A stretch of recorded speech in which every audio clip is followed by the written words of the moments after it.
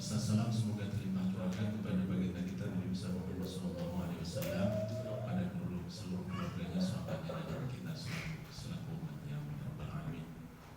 Bapak Ibu yang dirahmati Allah, jemaah Baitul Salam dan keluarga Pondok Pengajian Dua, izinkan saya mengawali kegiatan ini. Berhubung saya kemudian yang Ustaz Rahmat jadi bisa berhubungan langsung dengan beliau, dan beliau alhamdulillah bisa hadir di tengah-tengah kita. Kawan lama dengan Ustaz Rahmat dulu beliau pernah jadi staf pengajar di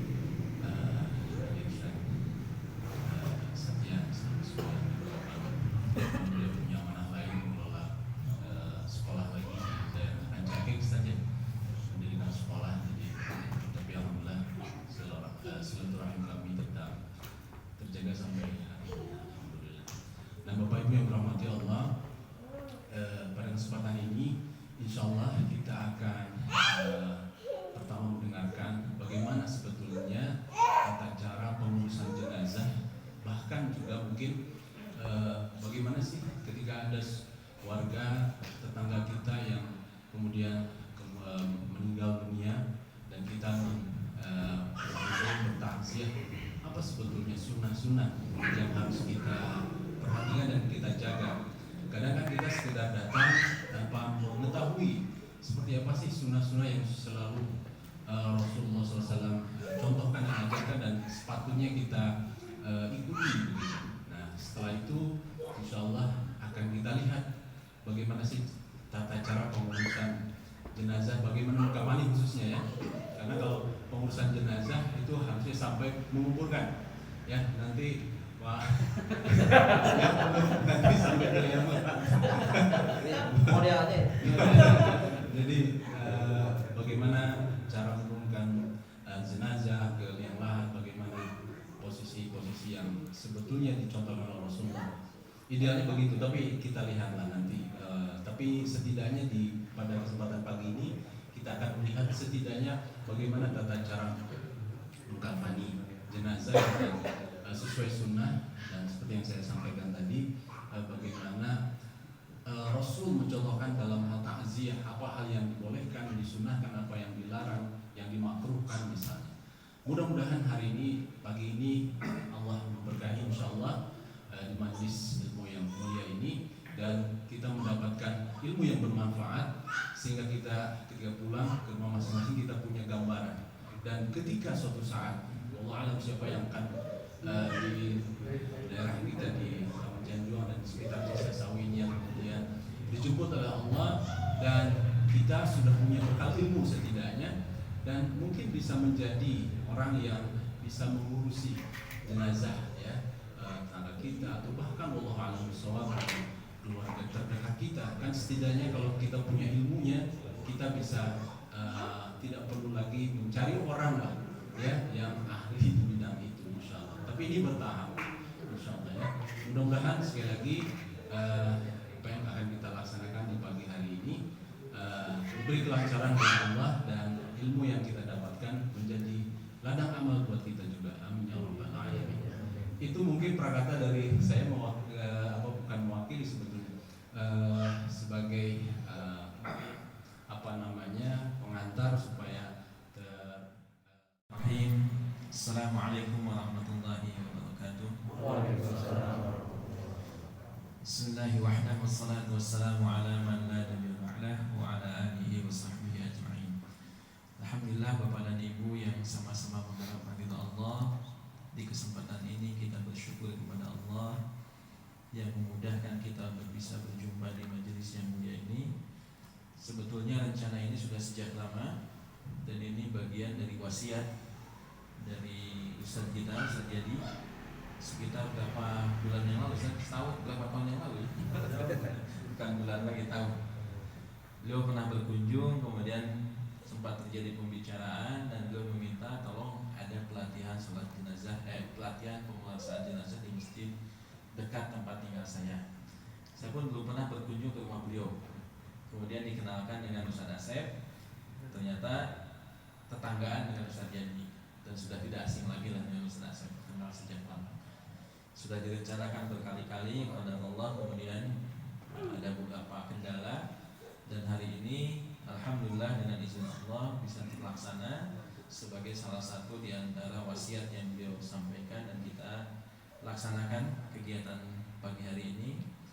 Walaupun sebetulnya hari ini saya ada agenda lain, asalnya dari semalam saya camping Pak, di tempat camping langsung ke sini. Jadi kalau agak ngantuk-ngantuk di jalan juga tadi sempat tidur di jalan karena sudah tidak kuat, khawatir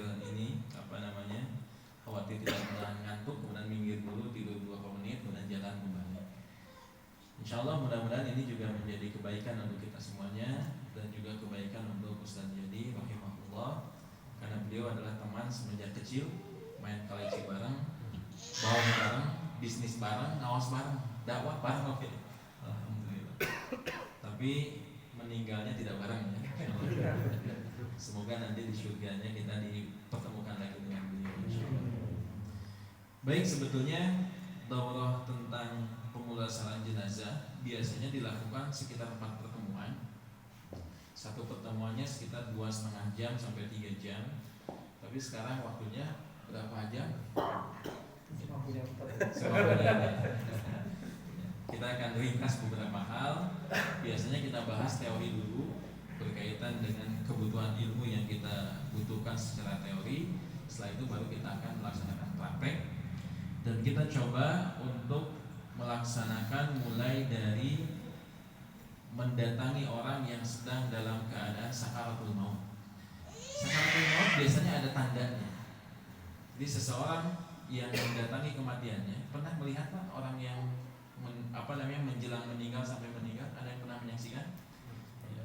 Biasanya tanda-tandanya terlihat.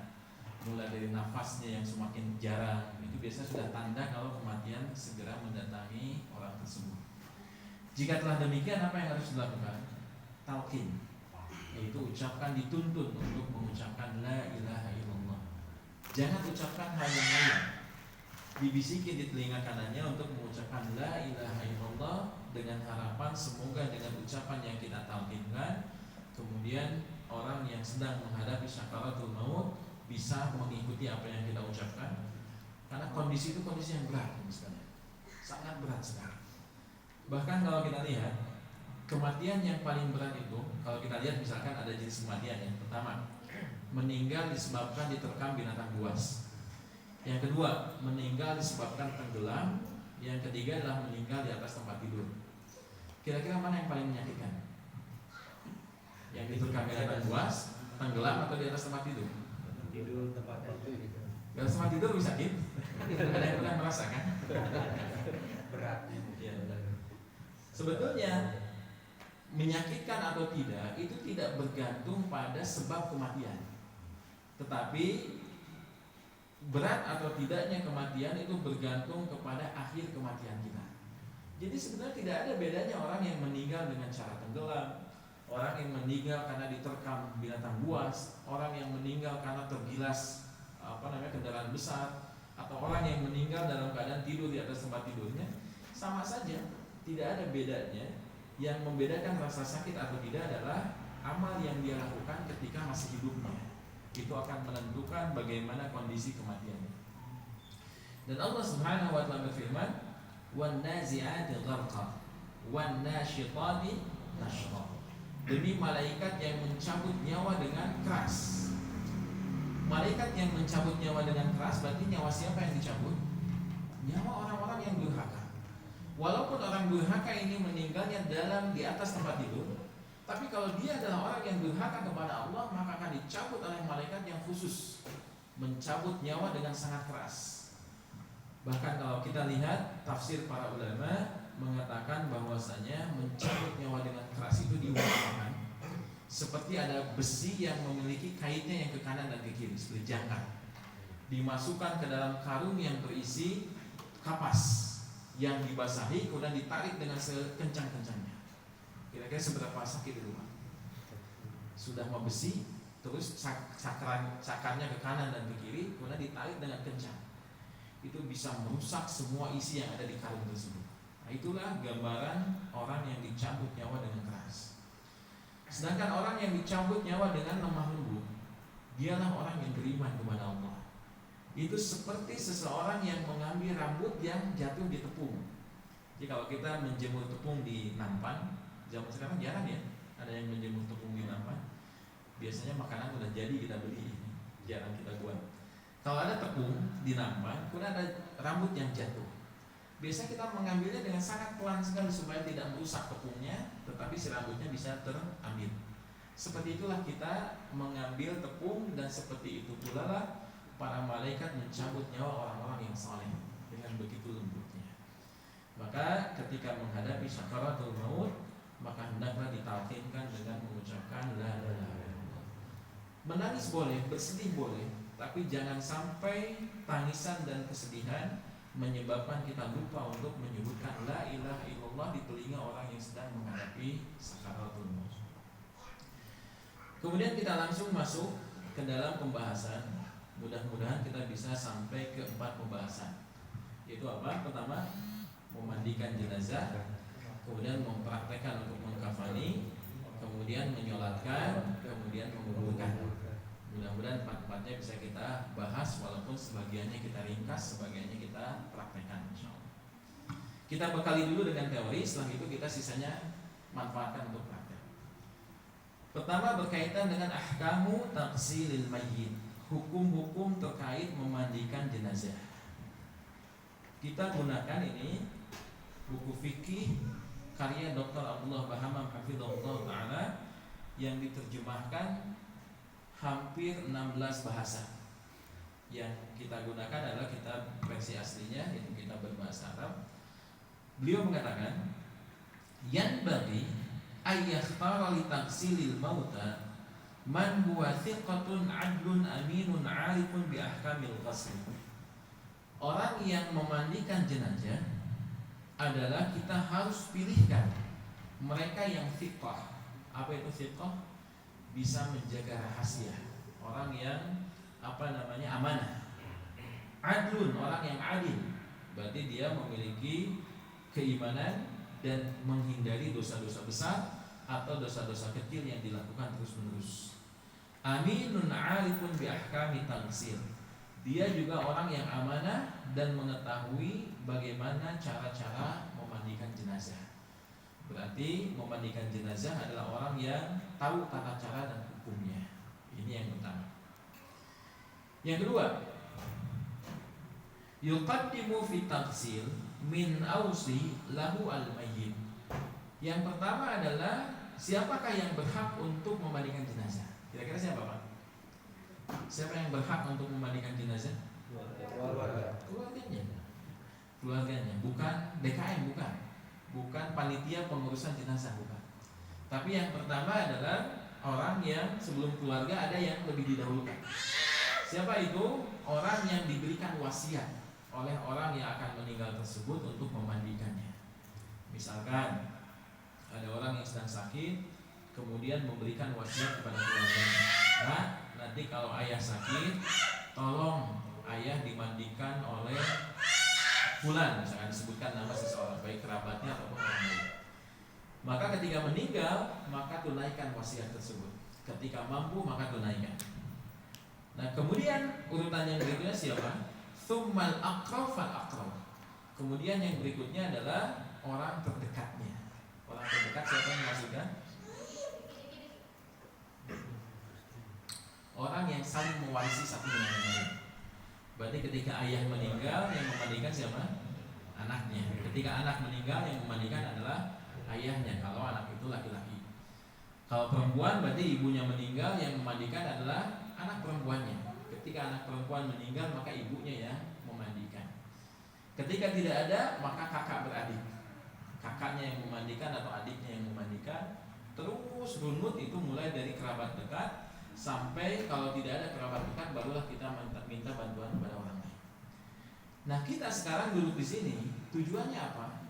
Bukan untuk menjadi panitia pemulasaran jenazah untuk orang lain, bukan sebetulnya. Walaupun ilmu ini bisa dimanfaatkan untuk itu. Tapi paling tidak kita mengetahui bagaimana cara memulasaran jenazah ketika ada keluarga kita yang wafat. Karena beda apa rasanya. Ketika ada orang yang meninggal dimandikan oleh keluarganya dibandingkan dengan dimandikan oleh orang lain. Kenapa demikian? Karena yang namanya keluarga itu kan memiliki ikatan cinta kasih kepada orang yang wafat. Maka dia pasti akan memastikan ketika memandikan, dia memandikan dengan kasih sayang, dan dia memastikan ketika memandikan pasti bersih, gak mungkin tidak. Kenapa? Karena yang dimandikan adalah keluarganya. Bahkan biasanya yang nama keluarga itu merasa jijik dengan jenazah itu lebih kecil dibandingkan orang yang tidak ada hubungannya. Kalau keluarga itu tetap kecintaan tetap ada walaupun keluarganya sudah meninggal. Anak ketika memandikan ayahnya, maka cinta kasihnya tidak akan hilang. Dan ketika memandikan, dimandikan dengan penuh kasih sayang. Maka yang paling utama adalah orang yang paling dekat dengan si jenazah tersebut. Nah kemudian yaghsilu rajul ar-rajul, memandikan jenazah laki-laki itu oleh laki-laki kembali. Wa taghsilul mar'ah an-nisa, dan memandikan jenazah wanita adalah kaum wanita pula.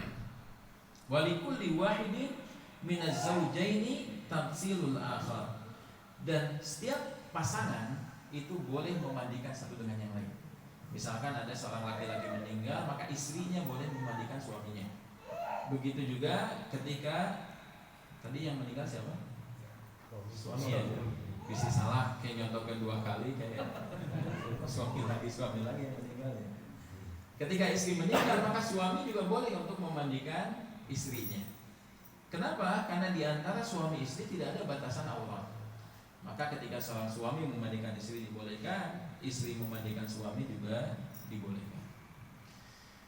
Ini berdasarkan sabda Nabi yang mulia sallallahu alaihi wasallam dari ucapan Aisyah radhiyallahu anha dalam hadis yang diriwayatkan Imam Ibnu Majah.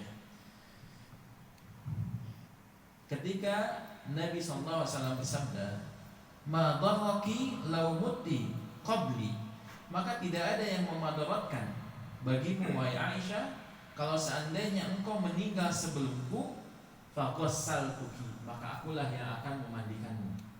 Maka Nabi mengatakan kalau Aisyah radhiyallahu anha wafat, maka Nabi akan memandikan Aisyah. Tapi pada kenyataannya siapa yang lebih dulu wafat? Nabi sallallahu alaihi wasallam. Berarti nanti kalau bapak dan ibu pulang ke rumah, bilang ke istrinya bapak, "Bu, kalau ibu meninggal, nanti saya akan memandikan." Kira-kira apa jawaban ibu? Ngomong naon dan si bapak geus ngadoakeun. Bapak dipayun. Maka boleh demikian. Jadi suami itu boleh memandikan istri, demikian pula istri boleh memandikan suami. Bagaimana dengan ayah dengan anak perempuan? Apakah dibolehkan seorang ayah memandikan anak perempuan atau seorang ibu memandikan anak laki-lakinya? Maka jawabannya boleh selama anak ini masih terbilang anak yang belum nampak auratnya. Misalkan usianya balita 5 tahun, itu kan belum nampak auratnya. Maka seorang ibu boleh memandikan anak laki-lakinya, seorang ayah juga boleh memandikan anak perempuannya. Tapi kalau auratnya sudah nampak, artinya wanita ini sudah terlihat cantik, anak ini sudah mulai terlihat cantik, atau laki-laki, anak laki-laki sudah terlihat kelaki-lakiannya, maka tidak boleh dimandikan kecuali oleh jenis yang sama. Laki-laki dimandikan oleh laki-laki, perempuan dimandikan oleh perempuan. LGBT usaha apa? Dimandikan dapat?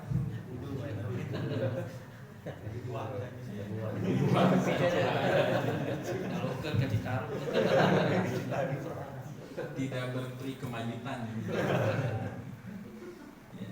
Kalau ada orang yang meninggal maka dihitung secara zahirnya. Seperti kemarin salah satu artis Indonesia yang meninggal dan dia berpenampilan seperti wanita. Tapi ketika meninggal maka anak angkatnya menyebutkan saya ingin memandikan bunda seperti ketika bunda lahir. Berarti dimandikan oleh siapa? Laki, bukan bunda tapi laki. Dimandikan oleh laki-laki. Maka inilah hukumnya ketika laki-laki dimandikan oleh laki-laki, wanita juga dimandikan oleh wanita. Kemudian berkaitan dengan airnya. Air yang digunakan itu pastikan air yang suci secara zatnya, yaitu air yang turun dari langit seperti air hujan, kemudian air embun, air apa lagi Pak yang dari langit? Salju. Di kita ada salju nggak? Maka semua air yang dari langit itu bisa digunakan. Yang kedua adalah semua air yang keluar di permukaan bumi, air sumur, air sungai, air laut, dan semua air yang keluar di permukaan bumi. Ini air mutlak namanya.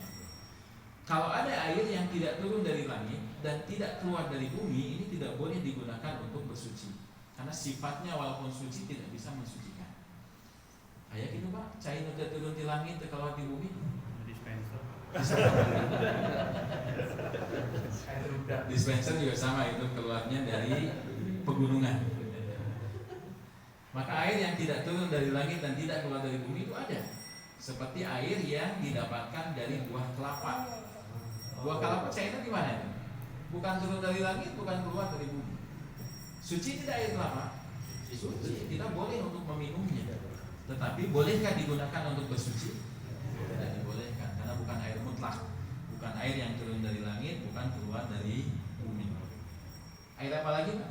Yang tidak turun dari langit, tidak keluar dari bumi? Air mata. Air kencing mata. Air mata kalau mandi pakai air mata berapa banyak? Nah, yang lainnya apa? Air susu sapi. Bukankah itu juga air juga? Yang kadang sebagian wanita kan mandi susu sekarang supaya kulit halus, kan gitu. Tapi beda, tidak boleh digunakan untuk mandi wajib, tidak boleh digunakan untuk berwudu. Walaupun susu lebih mahal dibandingkan air keran kita, tapi tidak bisa mensucikan. Termasuk memandikan jenazah pakai air susu, gitu. Maka tidak dibolehkan. Tidak akan menyebabkan sucinya jenazah. Maka airnya harus air yang suci. Yang kedua, air ini selain suci, maka yang kedua perhatikan air ini adalah air yang halal. Ada air yang tidak halal Pak? Ada. Airnya suci tapi tidak halal. Kenapa? Hasil curian. Misalkan menggunakan air yang bukan haknya. Dimandikan jenazah dari rumah yang kosong, si pemiliknya sedang tidak ada, kita tidak izin kepada pemiliknya, main pakai air, tidak izin kemudian dipakai. Dan yang punya rumah bisa jadi tidak ridho dengan hal tersebut, maka ini tidak dibolehkan. Gunakan air yang suci dan juga gunakan air yang halal. Nah, air yang digunakan itu ada 3 campuran. Yang pertama adalah air yang tanpa campuran apapun. Yang kedua adalah air yang dicampurkan dengan daun bidara. Kalau dulu daun bidara, sekarang kita boleh menggantikannya dengan menggunakan sabun. Intinya apa? Untuk membersihkan kotoran yang ada di tubuh. Di sini ada daun bidara tidak Pak? Sudah kenal dengan daun bidara? Belum ya. Suatu saat harus nanam di depan masjid. Karena daun bidara itu memiliki manfaat yang banyak. Selain bisa membersihkan kulit dan menghaluskan kulit, juga bisa digunakan untuk sarana menghilangkan gangguan sihir. Gangguan sihir bisa menggunakan daun bidara. Kalau tidak ada, tapi sekarang gampang Pak daun bidara. Beli online juga ada yang serbuk untuk memandikan jenazah, sudah ada. Tinggal beli, campurkan dengan air, sudah jadi. Dikocok-kocok, kemudian airnya akan membusa. Nah, itu yang digunakan untuk mandi. Itu bisa digunakan daun bidara. Kalau tidak ada, maka gunakan fungsi yang sama untuk membersihkan kotoran yang ada di tubuh, itu dengan menggunakan sabun. Maka ini dibolehkan. 2, air yang tanpa campuran, air yang dicampur dengan sabun. Yang ketiga adalah air yang dicampurkan dengan kapur barus, untuk menghilangkan dan memastikan jenazah itu tidak mengeluarkan bau. Bisa menggunakan air yang dipakai dengan kapur barus. Nah, bagaimana cara memandikan jenazah? Nah, ini harus pakai. Ada modelnya?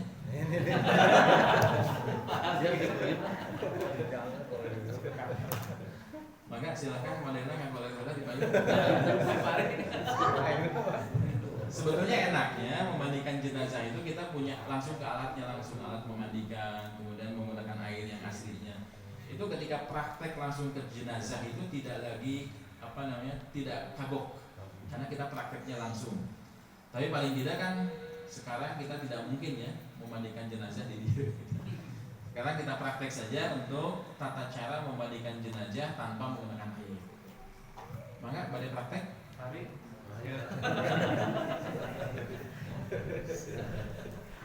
Kemudian saya butuh satu orang lagi untuk mempraktekkan jenazah yang memandikannya.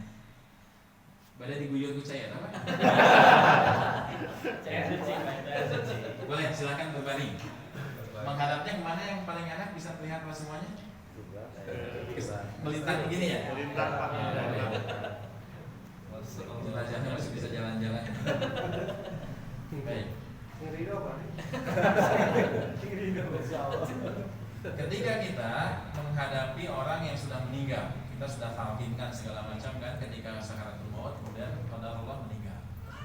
Yang pertama kali dilakukan apa? Lihat matanya. Karena orang yang meninggal itu biasanya matanya akan mengikuti ruh yang dicabut. Biasanya matanya terbalik ke atas. Maka yang dilakukan apa? Ditutup matanya. Kalau pakai kacamata berarti dibuka kacamata. Kemudian ditutupkan matanya. Kemudian setelah itu yang dilakukan pertama kali apa? Ini bukan bagian dari syariat yang disunahkan, bukan. Tapi secara kebiasaan ini akan membantu kita memudahkan dalam proses memandikan jenazah. Bagaimana caranya? Caranya dengan melenturkan setiap sendi-sendi. Misalkan kaki. Ternyata tenang dicabak. Ya. Misalkan kaki, supaya kaki ini lentur. Terkadang kan jenazah itu ada yang meninggal sudah beberapa jam dan terlihat kaku tubuhnya. Nah, supaya memudahkan proses memandikan supaya lentur, biasanya diangkat seperti ini. Nah, ini jenazahnya beras. Nah, di lututnya itu dengan digeser-geser seperti ini, kemudian sampai lentur dan boleh ditarik seperti ini. Nah, oke, ini nggak usah dipegang ya.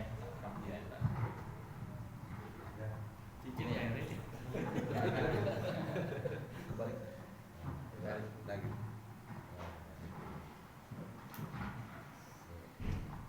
Nah, ini sebetulnya tidak ada dalil yang menyebutkan hal ini, tapi secara pengalaman biasanya memudahkan kita untuk proses memandikannya. Karena kalau jenazah itu lentur, maka untuk membolak-balikan akan lebih mudah. Maka kaki kanan boleh dilenturkan dengan cara seperti ini. Kalau sudah lentur, maka kaki kiri dilakukan dengan hal yang sama, termasuk juga pada bagian lengan, bagian bahu. Itu bisa kita lakukan seperti ini. Nah, seperti ini. Biasanya secara fitrah kan manusia itu sebetulnya lentur, ketika awal wafat kan lentur. Tapi ketika dibiarkan kemudian darah membeku, ini menyebabkan tubuh yang meninggal membeku. Maka dilenturkan dengan cara sesuai dengan sendi-sendi yang ada. Kalau sudah lentur, barulah dimandikan dengan cara apa? Membuka seluruh bajunya. Mau dibuka? Dan pastikan selama prosesi memandikan jenazah, maka aurat yang mughalladhah itu harus tertutup. Ada kain kan tadi ya yang akan digunakan untuk kafan, boleh diambil dulu. Nanti ini boleh menggunakan kain, boleh menggunakan handuk, atau menggunakan apapun yang akan menutupi aurat dari jenazah yang kita mandikan.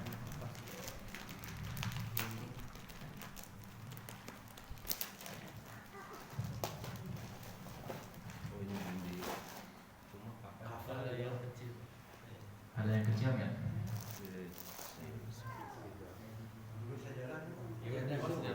Tas yang hijau, tas yang hijau. Kekecilan Pak itu. Nah, boleh pakai sejadah saja. Anggaplah ini adalah handuk misalkan. Jadi selama kita prosesi memandikan jenazah, maka mulai dari pusar sampai lutut itu tertutup. Jadi ketika memandikan bagian tersebut, maka pastikan dimandikan dengan cara tertutup, tidak perlu melihatnya. Nah, setelah ditutup demikian, cara pertama apa yang dilakukan? Mewudukan jenazahnya. Itu dengan cara apa? Dibasuh tangannya yang kanan, kemudian setelah itu tangan yang kiri, kemudian setelah itu apa yang dilakukan? Kumur-kumurnya gimana Pak? Yang sudah meninggal. Maka tidak perlu dimasukkan air, tapi boleh dengan menggunakan potongan kain yang dibasahi kemudian dibersihkan bagian mulutnya. Tidak perlu membersihkan sampai bagian dalamnya, yang penting bagian depan mulutnya saja atau bagian giginya juga boleh. Begitu juga dengan hidung. Hidung juga tidak perlu dimasukkan air, dibersihkan bagian luarnya saja. Setelah itu baru kita mandikan dengan cara adabnya sama seperti memandikan orang yang hidup. Kalau orang yang hidup dimandikan dengan cara begini, itu memandikannya gimana? Dibanjiri dia Pak? Ngapun. Maka diambilkan air kemudian diusap di wajahnya supaya tidak ada air yang masuk ke rongga hidungnya. Karena kalau ada air masuk ke rongga hidung, nanti ketika proses dikafani itu air bisa keluar lagi. Dan biasanya ketika keluar sambil membawa kotoran dan akan mengotori kafannya. Maka tidak boleh ada air yang masuk ke dalam lubang-lubang tubuh. Dibersihkan wajahnya, kemudian setelah itu dicuci tangan kanan sampai ke sikunya seperti wudhu biasa 3 kali. Kemudian tangan kiri sampai siku 3 kali. Kemudian setelah itu rambut dibersihkan, diusap rambutnya. Kemudian membersihkan kaki kanan sampai mata kaki, kaki kiri sampai mata kaki. Nah setelah beres begitu, maka mandikan bagian kanan terlebih dahulu sebelum kiri. Berarti bagian kanan sebelah sini ya. Maka dimandikan bagian kanan sini. Dimandikan dari depan sampai bawah menggunakan air. Setelah itu gunakan air sabun, bersihkan dengan menggunakan air sabun. Kemudian setelah itu bagian kirinya, itu boleh bagian kirinya, atau kita habiskan yang kanan bagian depan dan belakang dulu. Jadi setelah bagian kanan depannya, kemudian dimiringkan. Coba kita miringkan. Oh ini mau bagus.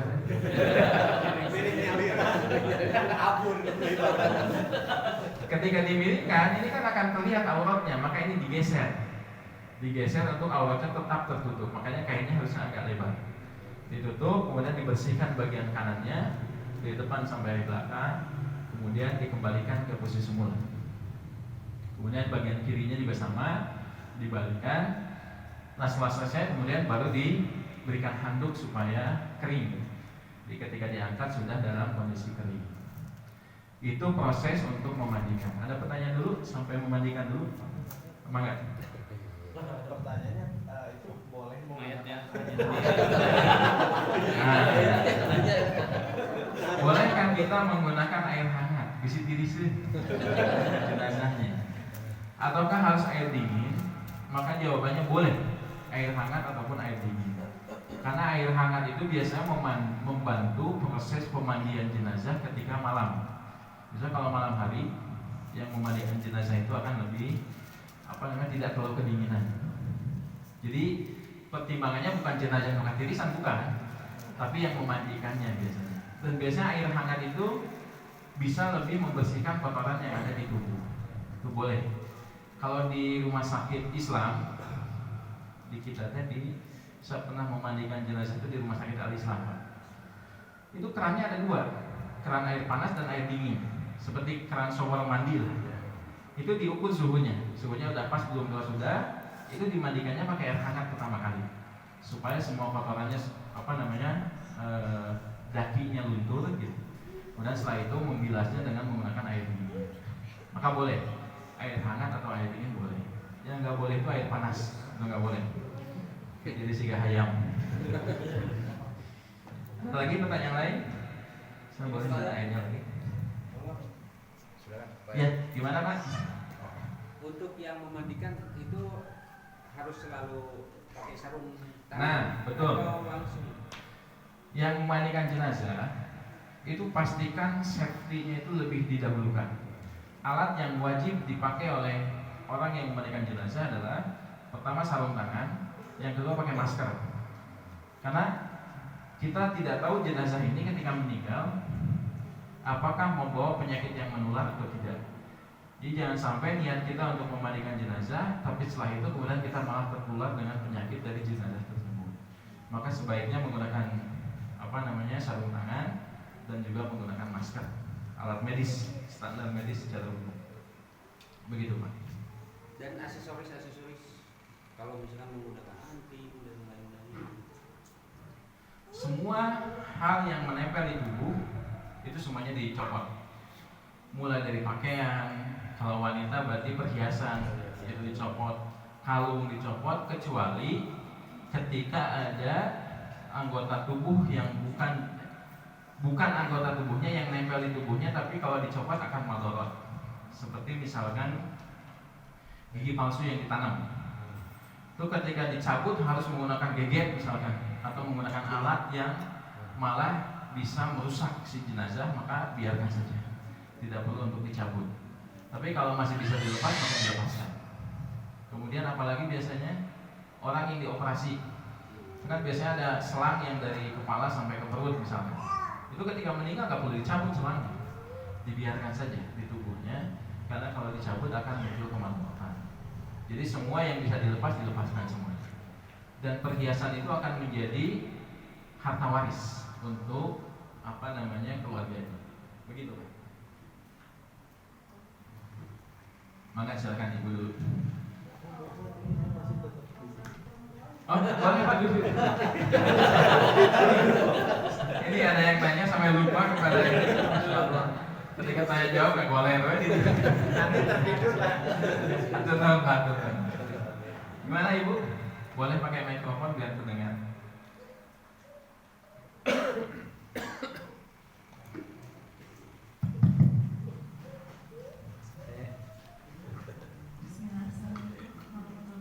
Waalaikumsalam.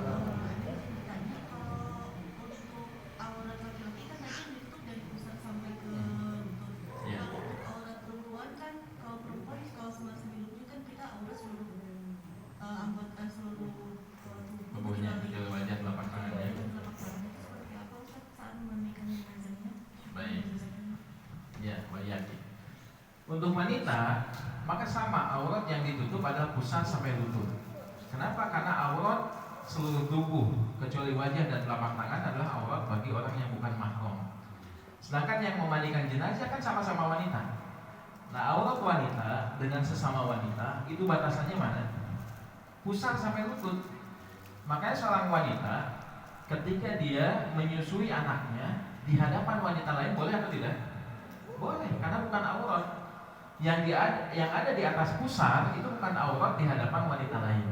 Makanya ketika wanita berkumpul dengan wanita lain, kemudian ada seorang ibu yang sedang menyusui ASI-nya kepada bayinya, karena kan wanita lain juga ketika melihat tidak masalah. Makanya ketika memandikan jenazah juga sama, wanita itu dari pusar sampai ke lutut sama ditutup. Bagian atas dan bagian bawahnya maka tidak masalah. Dan dipastikan tempat memandikan jenazah itu adalah tempat yang tertutup dan tidak boleh ada orang yang ikut di situ yang tidak berkepentingan. Itu tidak boleh. Misalkan ada ibu yang meninggal, bapak-bapak penasaran, si buatnya masih memandikannya, modus ya. Gimana sih cara memandikan jenazah wanita? Nanti kalau istri saya meninggal saya jadi bisa. Modus ya. Jangan diizinkan yang begitu. Maka yang berada di tempat memandikan jenazah itu hanya orang-orang yang ada keperluan untuk memandikan jenazahnya. Termasuk keluarga boleh menghadiri, ayahnya atau ibunya. Ketika anak ini masih kecil, kalau dewasa berarti ayahnya juga nggak boleh. Ayahnya tidak boleh masuk ke tempat pemandian jenazah ketika anak ini sudah balik. Sebagaimana ketika hidup kan nggak boleh seorang ayah melihat anak perempuannya mandi, itu nggak boleh. Oleh karena itu sama dari lutut sampai pusar untuk wanita juga begitu. Mana Pak silakan. Ini Ustaz kan dalam kondisi yang istilahnya prakteknya atau praktisnya kan umumnya kita mudah dengan menggunakan selang untuk air mengalir. Betul. Tapi pada saat misalnya kondisi kesulitan air di mana memang kita harus ditampung dengan bak ataupun ember, itu apakah memungkinkan atau boleh? Ya, memandikan dengan menggunakan selang. Apakah boleh atau tidak? Boleh Pak. Jadi untuk tubuh yang ada di bagian bawah kepala itu menggunakan selang itu bisa. Tapi kalau sudah bagian muka itu tidak menggunakan selang, karena dikhawatirkan ada air yang masuk ke bagian hidung ataupun mulut. Paling kalau pakai selang biasa bagian rambut saja. Bagian rambut ketika dibersihkan itu masih bisa. Tapi kalau sudah bagian wajah maka tidak pakai selang, tapi cukup diusap saja, dilap saja. Jadi boleh menggunakan selang, boleh juga menggunakan gayung. Tapi Tapi walaupun menggunakan selang, biasanya ada 2 ember yang terpisah, yaitu air yang bercampur dengan sabun, air yang bercampur dengan kapur barus. Nah ini yang gak akan mungkin bisa dipakai selang. Jadi selang itu untuk menggantikan air yang tanpa campuran tadi, untuk bilasan awal. Kemudian setelah itu kan nanti pakai sabun. Setelah pakai sabun kan dibilas lagi pakai air biasa. Terakhir barulah dimandikan dengan menggunakan air yang dicampur kapur barus. Jadi begitu, boleh menggunakan selang. Tapi tekanannya diatur Pak ya. Jangan sampai menggunakan selang nanti nyuci motor ya. Kita nggak bersih. Jangan. Kayak tekanan yang biasa saja. Begitu. Ada lagi pertanyaan? Baik, mangga silakan. Ini Pak, kan ada anggapan ya Pak ya, kalau memandikan jenazah katanya jangan pakai sabun balok gitu, Sabun katanya batangan. kasihan jenazahnya nanti sakit. Terus ada yang juga nggak boleh pakai air dingin katanya, takut kedinginan. Itu sebenarnya emang seperti itu atau hanya asumsi di beberapa kalangan aja sih Pak? Iya. Pertama, menggunakan sabun batangan. Sebetulnya tidak ada larangan dan perintah menggunakan sabun apapun bentuknya. Cuman biasanya sabun batangan itu kalau digunakan untuk mandi jenazah itu kan biasa tersisa sabunnya. Maka dikhawatirkan sabun itu digunakan lagi oleh orang lain, dan dikhawatirkan memang jenazahnya ada penyakit yang dibawa dan akan menular lewat sabun. Itu yang dikhawatirkan. Tapi kalau seandainya itu tidak khawatir, misalkan sabun batangan dipakai untuk memandikan, setelahnya kemudian dibuang, itu nggak masalah juga, dibolehkan juga. Jadi bukan alasan karena sakit, karena jenazah sudah tidak lagi merasa sakit tubuhnya. Kenapa ada rasa sakit? Kenapa kita kalau dicubit itu sakit? Karena tubuh kita masih ada hubungan dengan ruh kita. Jasad itu ada hubungan dengan ruh. Makanya ketika dicubit sakit. Tapi kalau jasad sudah terpisah dari ruhnya, itu sudah nggak ada rasa sakit. Pernah Bapak melihat ayam ketika dipotong-potong itu sebelum dimasak, dijeritan gitu ayam? Sudah tidak ada rasa lagi. Kalau sudah dipotong kakinya, dipotong sayapnya, dipotong dadanya, diam saja karena rasa sakit itu sudah hilang. Jadi puncaknya rasa sakit itu ketika berpisahnya ruh dengan jasad. Setelah itu tidak ada lagi rasa sakit pada jasad. Begitu. Ini yang pertama berkaitan dengan menggunakan sabun batangan. Jadi bukan karena itu, tapi karena ada sebab lain. Yang kedua adalah rasa dingin. Ini juga sama. Orang yang meninggal sudah tidak lagi merasakan dingin. Kalau yang meninggal merasakan dingin, kan dikubur itu ngapa tuh Pak? Nanti harus pakai cerobong ke atas, tidak bisa nafas. Maka sudah tidak ada rasa sakit, tidak ada rasa dingin. Maka jenazah itu kita hanya memuliakan Bani Adam, karena manusia itu tubuhnya harus dimuliakan. Termasuk sunnahnya itu kalau kita mau potong kuku kita potong kuku kita. Biasa kukunya kemana ini? Dibuang sembarangan kan? Dibuang dengan sampah. Atau ketika memotong rambut kita, itu kan kadang rambut disamakannya dengan sampah dibuang. Padahal seharusnya anggota tubuh manusia itu dimuliakan. Beda dengan sampah, beda dengan yang lainnya, dipisah. Kalau memungkinkan dikubur, kuku dikumpulkan, dikubur di tanah. Rambut kemudian dikumpulkan, kemudian dikubur di tanah, kemudian tidak disatukan dengan sampah. Ini kalau memungkinkan. Kecuali kalau memang sudah tidak memungkinkan, ya berarti ini masuknya ke dalam bulan-bulan yang tidak bisa dihindari. Nah, termasuk juga sama jenazah manusia. Kenapa sih dibedakan dengan jenazah selain manusia? Kucing kelindes langsung dikubur kan? Manusia meninggal nggak bisa seperti itu. Harus dimandikan dulu, dikafani dulu, disalatkan dulu, kemudian dikuburkan. Tidak bisa langsung dikuburkan kecuali bagi orang yang meninggal dalam keadaan syahid. Dalam keadaan berperang, maka tidak perlu dimandikan, tidak perlu dikafani, tidak perlu disalatkan. Langsung dikuburkan dengan pakaian ketika dia meninggal. Kalau darahnya masih bercucuran, maka dikuburkan dengan darahnya. Karena dia akan dibangkitkan di yaumil akhir. Dia akan bangga dengan kondisi kematian yang syahidnya. Bahkan orang yang meninggal dan mati syahid, kalau memungkinkan dia akan meminta kepada Allah, ya Allah hidupkan saya kembali di dunia supaya saya bisa mati syahid lagi. Saking utamanya orang yang meninggal dalam keadaan syahid. Begitu Pak Omar.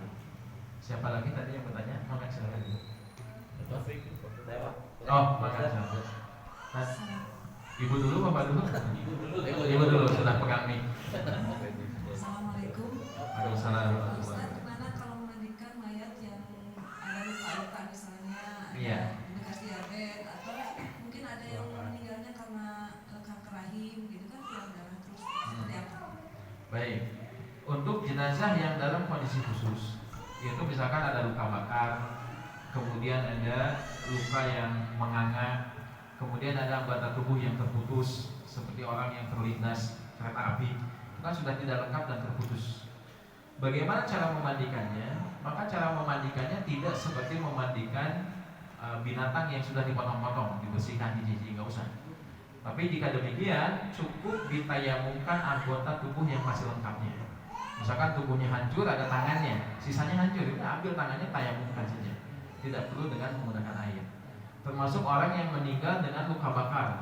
Orang meninggal kebakaran sudah gosong, maka tidak perlu dimandikan dengan menggunakan air, tapi ditayamumkan sebagaimana ketika kita tayamum, yaitu dengan menggunakan debu, kemudian diusapkan di wajah, kemudian diusapkan di punggung telapak tangan. Itu dengan cara demikian.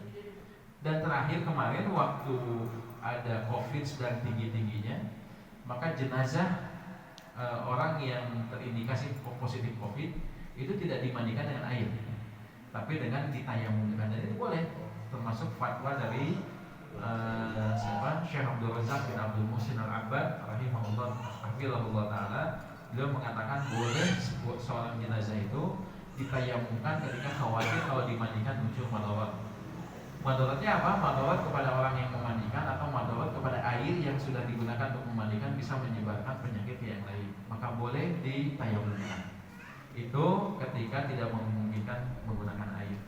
Nah, kalau ada anggota tubuh yang kena diabetes misalkan, ada anggota tubuh yang lukanya menganga, maka bersihkan anggota tubuh yang tidak luka, itu dimandikan. Sisanya itu tidak perlu dimandikan, tapi diusap, ditayamumkan dengan menggunakan debu. Itu sudah cukup. Kemudian setelah itu boleh dibalut lukanya supaya darah ataupun nanahnya itu tidak sampai mengotori si kain kafan. Termasuk ketika ada seseorang meninggal dalam kondisi darahnya terus-terusan keluar, maka boleh untuk menggunakan kalau dulu itu menggunakan tanah yang dipanaskan, kemudian disumbatkan ke sumber darah yang mengalirnya. Misalkan di duburnya keluar darah terus-menerus, maka disumbatkan itu. Kalau zaman sekarang kita bisa menggunakan kapas. Gunakan kapas, dipadatkan, kemudian disimpan di lubang-lubang yang memungkinkan bisa mengeluarkan cairan. Di duburnya misalkan, atau seorang wanita yang meninggal ketika ada luka di rahimnya, darahnya terus-menerus keluar, maka ambil kapas kemudian dimasukkan di kemaluannya supaya darah itu tidak keluar lagi. Jadi ketika dikafani nanti, kafannya tidak sampai terkena tetesan darahnya. Kalau seandainya sudah demikian masih juga menetes, ya tidak masalah. Zaman sekarang apalagi lebih canggih lagi. Setelah menggunakan kapas, kita kan ada plester yang anti air kan. Itu yang biasa digunakan untuk menutup luka. Nah, ini bisa digunakan untuk luka yang terus mengeluarkan darah, maka tutup dengan menggunakan perban ataupun kapas. Setelah itu boleh menggunakan plester untuk menahan supaya darahnya tidak keluar. Jadi ketika prosesi penguburan dan lain sebagainya tidak ada lagi darah yang menetes ke kain kafan. Begitu Allah. Maka Pak, silakan. Ini Pak Ustaz, ketika kita memandikan jenazah, apakah posisi kita yang lebih utama itu duduk atau berdiri? Itu yang pertama. Yang kedua, apakah ada doa khusus yang dipanjatkan ketika kita memandikan jenazah? Baik. Yang pertama, apakah posisi yang paling utama itu duduk atau berdiri? Biasanya memandikan jenazah itu kan bergerak terus-menerus, mulai memandikan dari atas ke bawah dan lain sebagainya. Biasanya posisi yang memungkinkan adalah berdiri. Duduk sejauh yang saya tahu sampai saat ini itu belum pernah melihat ada yang memandikan jenazah sambil duduk. Itu pertama akan muncul kesulitan ketika memandikannya. Yang kedua juga memang tempat pemandian jenazah didesain memang untuk berdiri. Walaupun sebenarnya tidak ada aturan baku, boleh nggak duduk. Kalau memang nggak mampu berdiri ya nggak apa-apa duduk, gitu. Nggak ada larangannya. Tetapi lazimnya biasanya berdiri. Karena tempat pemandian biasanya didesainnya itu ke dalam keadaan agak tinggi. Ketika memandikan itu berdiri. Ini yang pertama. Yang kedua, apakah ada doa khusus ketika memandikan jenazah? Maka tidak ada doa khusus dalam memandikan jenazah, kecuali ketika awal memandikan, yaitu dengan membaca basmalah. Sebagaimana ketika kita akan berwudu, kita mengucapkan basmalah. Kalau memandikan itu di tempat yang ada najisnya, baca kita ucapkan di dalam hati. Kalau di tempat terbuka, maka boleh kita mengucapkan dengan jahar. Kemudian setelah itu baru dimandikan jenazahnya. Begitu Pak. Ada lagi yang lainnya? Sudah cukup? Baik. Kalau sudah cukup, kita masuk ke dalam pembahasan yang kedua, mengkafani. Mengkafani jenazah setelah dimandikan tadi kan sudah bersih semuanya, kemudian sudah diberikan handuk supaya kering. Maka ketika mengangkat jenazah dari tempat pemandian ke kain kafan, itu jenazah sudah dalam keadaan kering dan tetap harus tertutup auratnya. Nah kalau di kita biasanya setelah dimandikan biasanya ditutup dengan sinjang. Sinjang kenapa sih? Samping, kain samping. Samping disebutkan sisi itu. Sinjang ya, kain samping ya. Ditutup dengan menggunakan kain, kemudian setelah itu diangkut, dibawa, kemudian disimpan di tempat kain kafan. Nah, pastikan sebelum jenazah itu disimpan di kain kafan, maka kain kafannya sudah disiapkan. Yaitu dengan 3 helai kain kafan untuk laki-laki, 5 helai kain kafan untuk wanita. 3 helai laki-laki yang utama adalah 3 lembar. Lembar pertama disimpan, lembar kedua disimpan, lembar ketiga disimpan. 3-3-nya itu dihitung sebagai 3 lembar. Bagi wanita sama, 3 helai, tapi ada tambahan 2. Tambahan 2 itu yang pertama untuk menutupi bagian dada ke bawah, atau disebutkan dengan pakaian kurung namanya. Pakaian kurung itu kain kafan, nanti kita praktek ya. Kain kafan dilipat jadi 2, kemudian dilubangi tengahnya. Nah setelah dilubangi tengahnya, disimpan. Dan ketika jenazah datang itu pastikan kepalanya itu dekat dengan tempat lubang tersebut. Jadi ketika jenazah sudah ditidurkan, tinggal ditarik kainnya, maka kain bagian depannya langsung menutupi bagian depan dari tubuh wanita tersebut. Itu berarti 4 kain. Tambahan satunya untuk apa? Untuk menutupi kepalanya.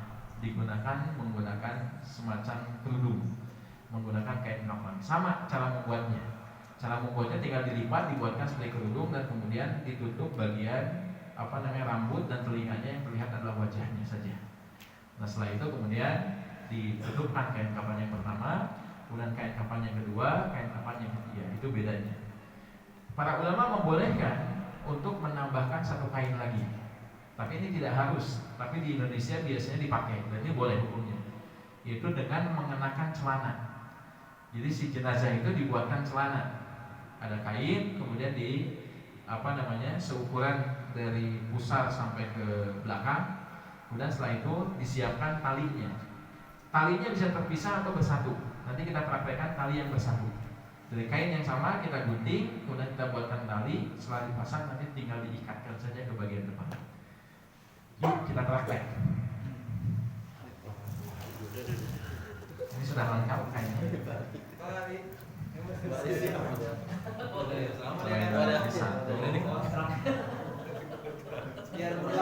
Oh belum dipotong ya ini ya? Ini boleh dipraktekkan dipotong nggak? Biasa 1 set itu sudah dipotong biasanya. Dan sekarang itu kainnya coba. Oh ini kainnya jenis lama ini. Kalau yang jenis baru itu lebarnya sudah lebar sekali.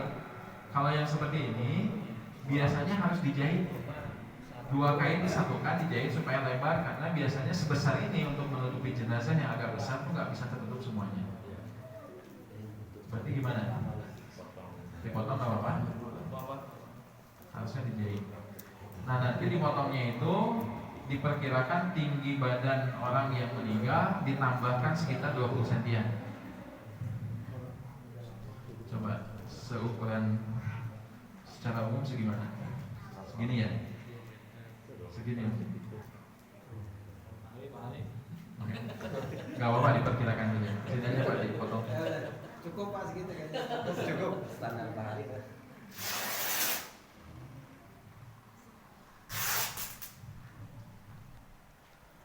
Ini kain kafannya kain kafan lama ini. Yang baru itu biasanya di tekstilnya itu ada khusus kain kafan, lebarnya itu cukup, jadi nggak usah dijahit. Kalau ini harus dijahit lagi, kalau yang seperti ini. Nah, disunahkan juga betul. Disunahkan juga menggunakan kain yang ada coraknya, corak lurik.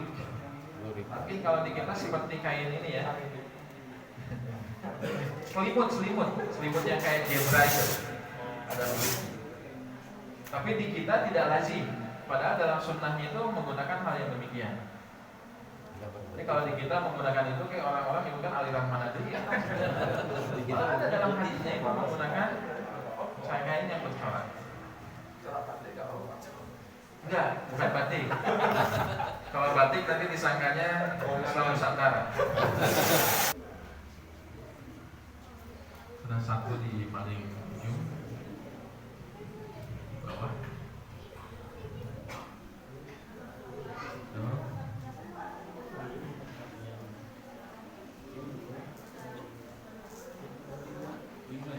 Boleh 5, boleh 7. Ganjil itu bagus. Nah kalau pendek sebenarnya bisa 5.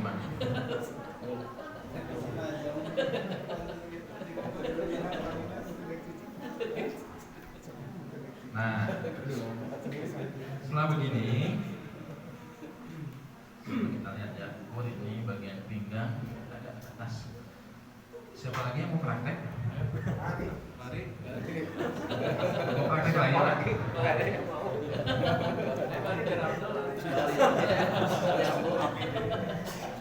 Nah ini sudah dimandikan, sudah dikilurkan.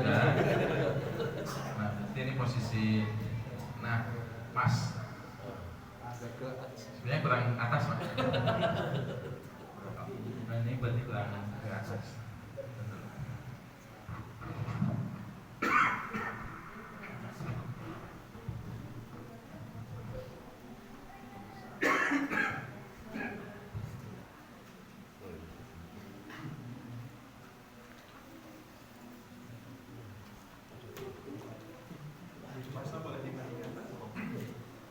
Agak sedikit alergi angin.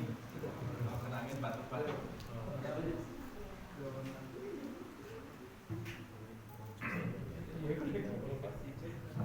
Baik.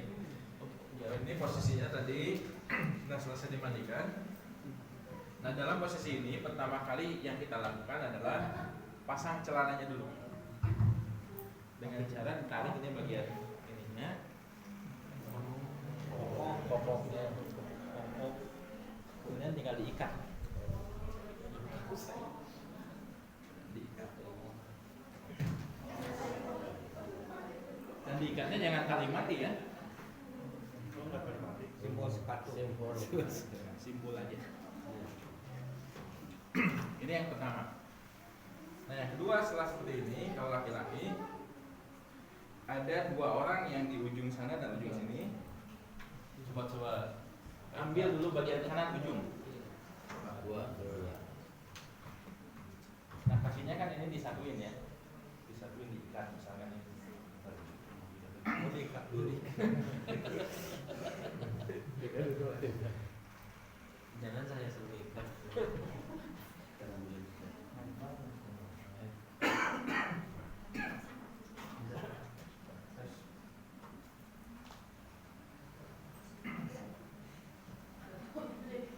Sumber dalam.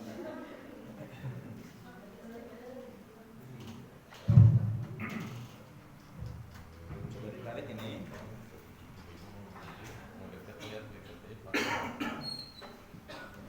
Bukan seperti itu. Ditarik kencang di sini Pak. Ini tarik kencang, itu juga tarik kencang. Ini juga bukan ditarik ke ujung sana. Sehingga tarik tambang. Ini ujungnya aja yang satu. Tarik. Nah setelah ketat seperti ini baru ditutup di sini. Harus ketat mantang gitu. Mantang. Masukkan di situ. Yang ini juga sama, yang kiri tarik ujungnya sampai kenceng. Ya, tarik. Sampai kenceng juga. Semuanya sama, ketiga-tiganya sama. Dan ketika misalkan ini udah tiga-tiganya ya, misalkan dengan kenceng tadi, yang tutup kepala bisa ngap. Oh, tiga-tiga. Nah, setelah tiga-tiganya ya, satu-satu tadi dengan cara yang sama. Nah, tinggal mengikat. Nah, bagaimana cara mengikatnya? Jenazah itu kan nanti dimakamkan, bagian kanan itu kan di bawah, di liang lahatnya. Berarti tali itu harusnya di mana? Di sebelah kiri. Maka lihat sebelah kiri jenazah, maka tali ini ditarik, diikatnya punten Pak. Mun maot mah teh kayak dilengkahan ya. Hirup deui ke Pak. Nah, selanjutnya ini diikatnya di sini ya. Di ujung sebelah kiri diikat, kemudian ikatannya ikat yang bisa dilepas. Simpel biasa ya. Oh, emang kainnya terlalu pendek jadi Ini terlalu pendek. tutup semuanya. Ini kurang Bela lebar. belina ngajar pendek ada ketutupan. Ini juga sama. Diikatnya di sebelah kiri. Jadi ketika nanti jenazah itu ditidurkan sebelum dikubur itu dibuka dulu sekali-kali. Begitu. Sabar balik. Sudah? Atau Tangannya sebelumnya diikat. Tapi kalau gimana? Tangannya sebelumnya diikat dulu biasanya suka. Tangannya tidak harus diikat. Jadi kalau posisinya sudah diam seperti ini nggak bisa diikat. Tapi terkadang ada jenazah yang terkadang lepas-lepas, itu bisa diikat. Ininya juga sama. Kepalanya juga diikat supaya dia tidak menganga. Ngajar bau. Termasuk kaki juga sama. Kaki juga kalau belum bersatu itu bisa diikat. Nah, ikatannya itu sebelum kain kapan? Sebelum kain kapan? Jadi buka lagi kan pas di dalam, nggak usah dibuka lagi di dalam itunya sih ya. Ya, ketika sudah dikuburkan di dalam lahat, itu sebaiknya dicopot. Dalamnya juga. Dalamnya enggak, hanya bagian luar saja. Wajahnya dibuka dan menghadap ke tanah. Tapi kalau kesulitan nggak perlu juga dibuka. Terus Pak enggak?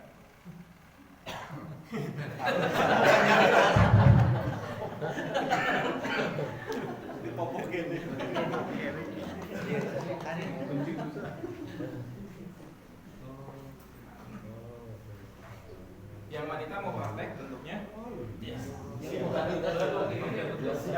Nah, ibu-ibu Ustaz, pada saat mengkafan itu gak ada bacaan doa apa-apalan juga? Nggak ada. Karena ini bukan ibadah yang makhdhah, bukan ibadah yang apa namanya seperti sholat dan lain sebagainya. Tapi ini adalah bentuknya pemulasaran jenazah. Terus sama itu ya Pak Ustadz, itu apa ya, kapur baru itu memang harus Dimasukin di dalam barus, termasuk kapur barus dan vakum. Nasi kain ini sebelum digunakan untuk jenazah, sebelum dihelaikan tadi, itu diberikan vakum dulu supaya wangi. Termasuk juga kapur barus juga boleh ditebar di situ. Iya, hamper. Iya, supaya tidak mengeluarkan bau jenazah. Si kamper yang udah disembuhkan ya, bukan. Itu boleh di situ. Terus biasanya Pak Ustadz ada kapas juga yang ditempel. Kapas ya. Nah, kapas itu tidak harus ditempel di Anggota badan. Tapi justru kapas itu digunakan untuk menyumpal lubang-lubang tubuh. Seperti telinga, hidung, kemudian juga duburnya itu juga ditutup supaya ketika dikuburkan nanti kan biasanya jenazah suka mengeluarkan cairan. Nah, itu tidak sampai mengotori. ibu-ibu mau praktek, Bu.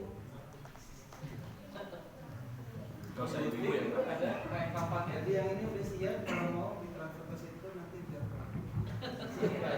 iya itu oh iya ibu-ibu belum. Nah, untuk ibu-ibu misalkan kita ingin Ditutup pintunya Pak. Ditutup, Guntingnya mana? Gunting. monggo tapi ada yang mau model short time.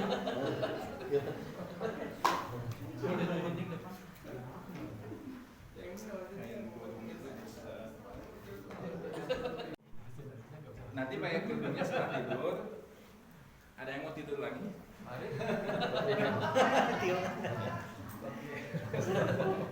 Gak usah tidur langsung. Jadi si jenazahnya didudukkan di sini, kepalanya di pas lubang ini.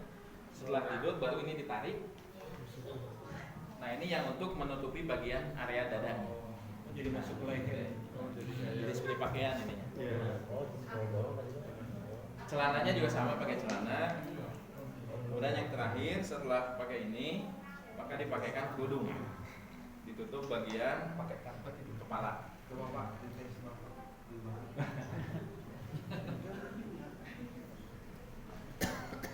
Ada pertanyaan, maka silakan.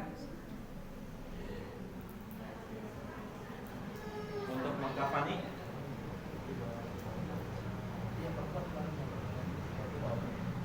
Sebenarnya kalau kita lihat mudah kan prakteknya ya. Sangat mudah sekali. Bukan hal yang rumit. Tapi yang perlu kita kumpulkan adalah keberanian. Karena biasanya kalau tidak terbiasa memandikan jenazah, mengkafani jenazah, itu sabulan masih ingat. Iya. Pasti juga terbayang-bayang si bapak. Pak Ustadz itu dilakukan memandikan sama mengkafani itu dari anggota keluarga juga.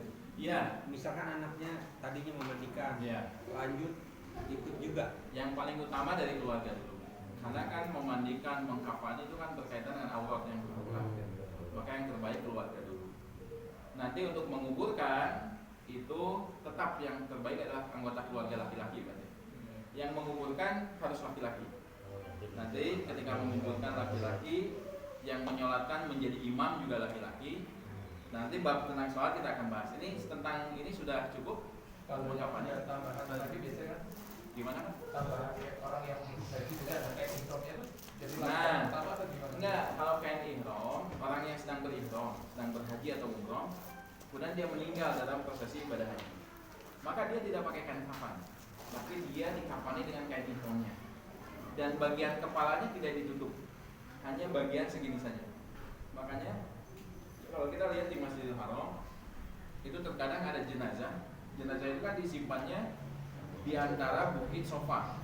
Jadi ketika kita di Masjidil Haram mau ke bukit sofa dan kiri, itu ada tempat nyimpan jenazah di sini.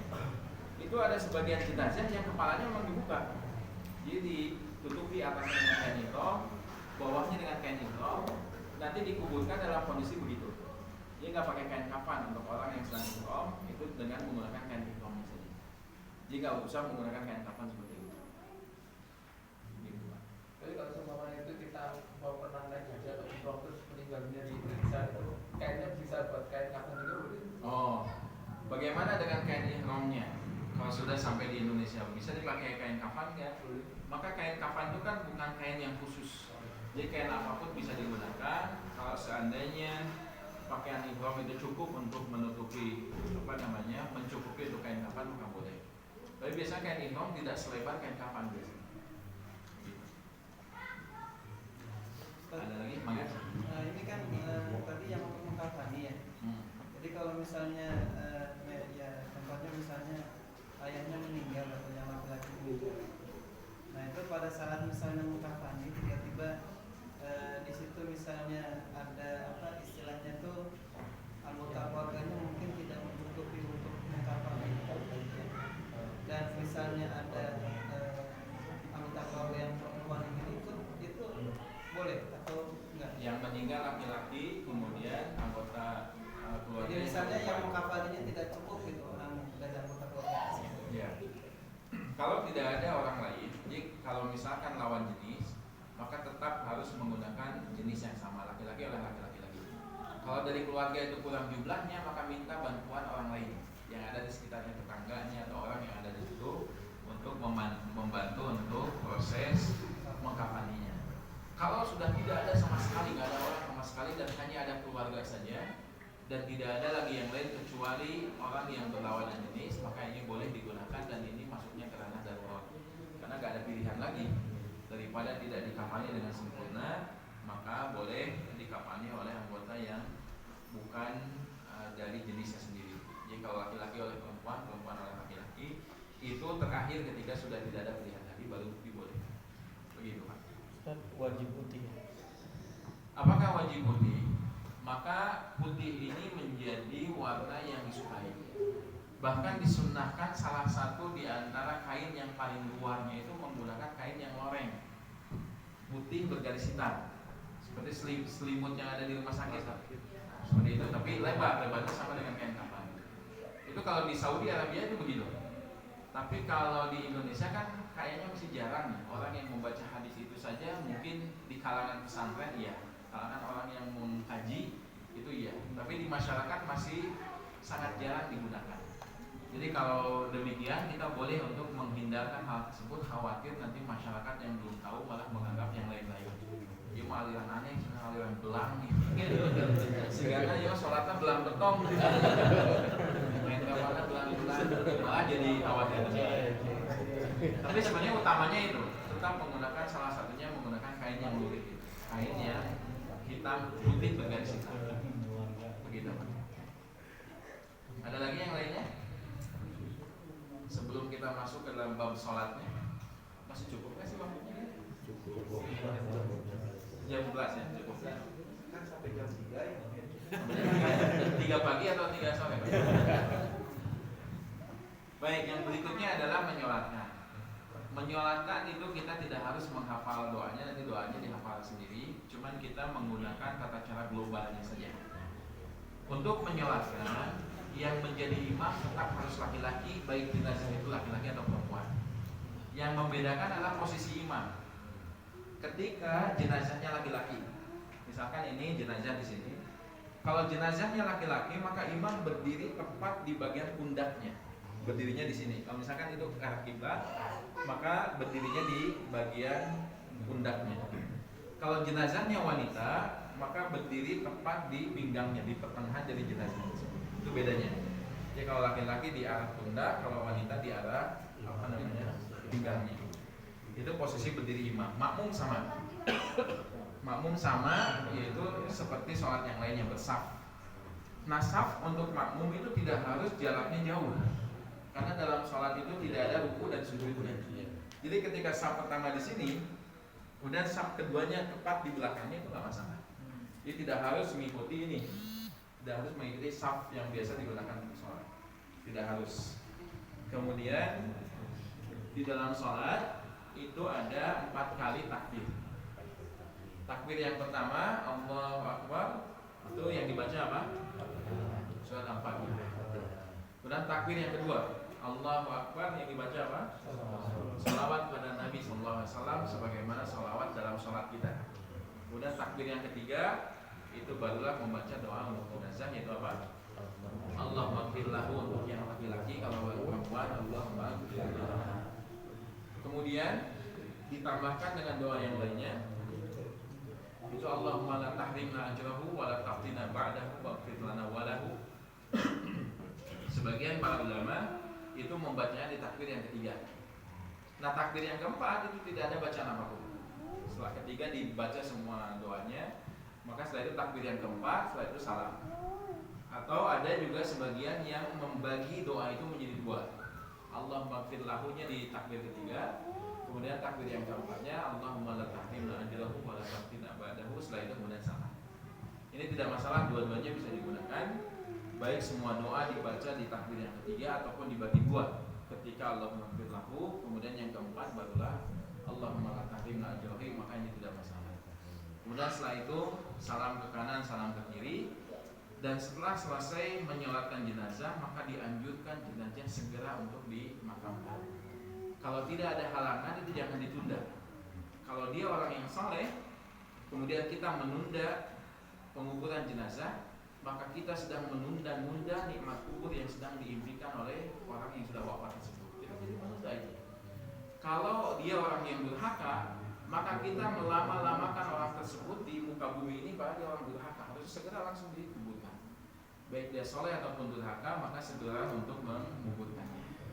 Kecuali kalau ada udzur, seperti ketika Nabi SAW wafat, itu kan gak segera dikuburkan. Kenapa? Karena ada udzurnya. Harus diputuskan dulu siapa yang akan menggantikan Nabi SAW. Setelah diselesaikan urusannya, barulah dikuburkan. Tapi kalau tidak ada halangan, maka segera kuburkan. Biasanya kalau di Indonesia apa yang menghalangi penguburan jenazah? Keluarga yang jauh. Itu keluarganya ini belum datang. Kalau sekiranya bisa ditunggu dan tidak memadaratkan jenazah, ya sudah, nggak masalah ditunggu sebentar. Tapi kalau nunggunya sampai lama, sampai harus menunggu besok harinya misalnya, maka ini akan memadaratkan jenazah. Karena jenazah setelah dikafani, setelah disolatkan, kenapa harus dikuburkan segera? Karena yang namanya jenazah itu kan ada proses pembusukan tubuh. Jangan sampai menunggu lama menyebabkan cairan di telinga kemudian jadi keluar mengotori kafan. Kemudian cairan yang ada di kemaluannya, cairan yang ada di duburnya, kemudian mengotori kain kafan dan menyebabkan malah kemadaratnya lebih besar. Bahkan kalau jenazah sampai mengeluarkan bau, ini juga lebih berat lagi, lebih besar lagi madarat. Maka kalau sudah dikafani, sudah disolatkan, segera dikuburkan. Kalau tidak ada hal yang menghalangi. Kemudian yang terakhir adalah menguburkan jenazah. Maka jenazah dikuburkan itu dengan 2 cara. Liang lahatnya itu ada 2. Yang pertama adalah liang lahat yang ditekan. Jadi si kuburan itu digali dengan kotak, kemudian di bagian tengahnya baru dicoak. Coak kan bahasa Indonesia. Ya pokoknya dilubangi kecil lah untuk menyimpan jenazah itu ketika miring itu langsung plak diam di tengah-tengah. Tapi justru yang paling afdol bukan itu. Yang paling afdol justru yang dilakukan oleh kaum muslimin yang ada di Indonesia, yaitu liang lahatnya berada di samping arah kiblat. Jadi lubangnya bukan ke bawah tapi ke samping. Seperti orang Indonesia secara umum kan menggunakan yang itu. Maka ketika jenazah itu disimpan di samping arah kiblat, kemudian si talinya sudah dilepas, kemudian wajahnya kemudian dibuka dihadapkan ke arah kiblat, kemudian tubuhnya ditopang dengan menggunakan bantalan-bantalan yang terbuat dari tanah supaya dia tidak berbalik. Ini tujuannya begitu. Membuat bantalan itu bukan bermacam-macam, nggak pakai jampe-jampe halupat gede-gede rupat ya. Membuatnya itu memang hanya sekedar membuat mengganjal tubuh supaya jenazah itu nggak terbalik. Jadi ketika menghadap ke arah kiblat, bagian punggung, bagian kepala kan dipakai untuk itu, pakai bantalan. Nah setelah selesai itu, kemudian wajahnya dibuka kalau memungkinkan. Kalau yang mengikat jenazahnya lupa kalau ikatannya itu akan dilepas, karena ada Pak, mengikat dengan tali mati. Dia kan sudah mati, saya tali dengan tali mati. Gak bisa dibuka. Kalau tidak bisa dibuka jangan dipaksa. Tidak perlu kita membukanya karena membukanya itu bukan sebuah kewajiban. Tapi ini adalah sebuah keutamaan sunnah. Jadi kalau nggak dilepas juga nggak apa-apa. Tapi jangan berpikir kalau nggak dilepas penting bisa balik. Kan di film-film Indonesia kan begitu ya. Padahal nggak seperti itu. Saya pernah menguburkan jenazah di salah satu tempat karena yang meninggal salah satu jamaah yang pengajian. Itu yang saya tidak tahu siapa yang memandikan dan mengkafani. Ketika dikuburkan, itu talinya tali mati nggak bisa dilepas. Keluarganya panik, aduh ini gimana Pak Ustaz? Jadi paniknya itu panik apakah karena panik ikatannya ikatan mati atau panik penting isi balik? Makanya dijelaskan oleh kita nggak harus nyari-nyari, harus nyari gunting, nyari apa, nggak usah. Kalau memang sudah masuk ke liang lahat, tidak bisa dibuka talinya, itu udah dikuburkan. Tidak ada bedanya dibuka dengan tidak dibuka, sama saja. Memang keutamanya dibuka supaya wajahnya langsung menghadap ke arah tanah, seperti bersujud lah, langsung kena kepada tanah. Tapi kalau tidak memungkinkan, nggak usah dipaksa. Jadi dikuburkan saja seperti apa adanya. Maka ini tata cara menguburkan. Nah kadang yang saya sesalkan begini, di kita itu kan ada film-film yang tidak mendidik. Film yang entahlah yang membuatnya setan atau setan dalam bentuk manusia.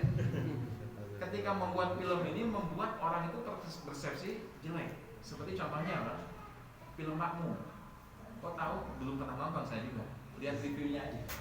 Karena banyak orang yang mengeluhkan itu, terutama orang yang terbiasa sholat malam. Itu kalau sudah nonton itu, jadi ke sholat malam siar. Siar pasti bakal melontorin, amin, amin kan di belakang.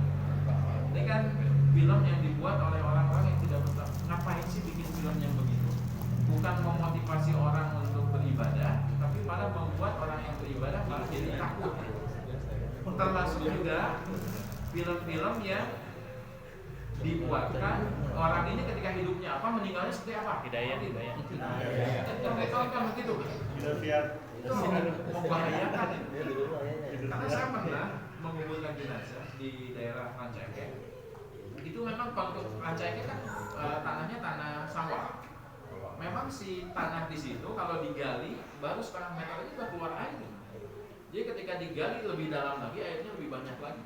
Sampai ketika menguburkan jenazah itu dalam kondisi airnya banyak. Sudah menggunakan alat penyedot air. Tapi ketika air disedot, tetap airnya masuk lagi ke situ. Jadi banyak. Sampai kita sebut nggak apa-apa dikuburkan aja dengan airnya. Dan orang yang meninggal mau di kuburannya ada air nggak ada air sama aja. Yang jelas dia kuburkan jenazahnya itu supaya baunya tidak keluar, dan memang itu salah satu di antara yang dianjurkan untuk dikuburkan. Nah, ketika kondisi ini apa yang terjadi? Masyarakat mikirnya macam-macam. Si bapaknya kehirupna kumahanya. Nah, kuburan bapak cair, udah tahu di situ tempatnya memang cairnya banyak. Makanya bahaya lah film-film yang demikian, malah bahaya. Jadi berpikiran jelek kepada jenazah, bukannya mendoakan tapi malah menduga-duga, nanya-nanya. Si bapaknya kehirupna sih karena sering mau cairnya. Oh, ketika mengumpulkan airnya banyak. Ini kan nggak bagus, persepsi yang tidak bagus. Padahal tidak ada hubungannya antara kematian seseorang dengan kondisi ketika dia meninggal ada peristiwa apa. Walaupun terkadang mungkin terjadi, tapi itu 1/1000 bisa jadi. Ketika Allah menampakkan sesuatu kepada orang yang sedang menguburkan jenazah, dan itu biasanya, Pak, biasanya hanya dirasakan oleh orang yang menguburkan jenazah. Sedangkan yang di atasnya itu biasanya tidak merasakan. Kadang ada, dan ini kenapa orang yang memandikan jenazah, menguburkan jenazah itu orang yang amanah dan tidak boleh membocorkan rahasia apapun yang dia rasakan pada saat itu. Karena kalau dia bocorkan, bayangkan kesedihan keluarga itu seperti apa. Sudah ditinggal meninggal oleh keluarganya, kemudian ada isu-isu yang menyebabkan masyarakat berpikiran miring kepada jenazah tersebut. Ini kan bisa menyakitkan hati keluarganya. Dan terkadang ada ketika menguburkan jenazah, nah kita lihat kasihkan nafas dari, kemudian kita pastikan ini benar guys meninggal. Nah, ketika dilihat ternyata orang sudah meninggal. Mungkin bisa jadi halusinasi atau bisa jadi bentuk-bentuk yang lain. Tapi hal yang demikian nggak boleh kita ceritakan kepada orang lain, kecuali kalau ada hal-hal yang baik. Misalkan ketika dikuburkan kemudian tercium aroma wangi, itu kan ketika diceritakan membahagiakan keluarga, makanya tidak masalah. Tapi ketika dikuburkan ada hal-hal yang aneh, nggak boleh kita menceritakan kepada masyarakat hal tersebut. Makanya orang yang menguburkan jenazah itu harus orang yang betul-betul amanah dan tidak membocorkan apapun yang dia rasakan ketika menguburkan jenazah. Walaupun jarang, sangat jarang terjadi. Salah nyingsiran ya Bapak. Kayak diceritakan gitu, kayak malah nggak ada yang mau untuk menguburkan jenazah. Bisa mengalami hal-hal yang aneh. Enggak, jarang terjadi. Tapi kalau seandainya terjadi tidak boleh diceritakan. Kecuali kita menceritakan di tempat yang lain dan tidak menyebutkan siapa jenazahnya. Karena yang kita ambil adalah ibrahnya, pelajaran. Pelajaran yang bisa kita ambil kalau ada peristiwa begini-begini tanpa menyebutkan siapa orangnya, tanpa menyebutkan siapa keluarganya dan lain sebagainya. Begitu, Allah. Baik, alhamdulillah 4-4-nya selesai ya. Bukan hanya mengkafani, tapi kita mulai memandikan, mengkafani, mensolatkan dan juga sampai menguburkan. Walaupun ada beberapa hal yang kita ringkas, tapi beberapa hal juga kita sudah praktekkan dengan sangat baik. Terakhir ada pertanyaan dulu sebelum kita maka silakan Pak. Ustaz, kan yang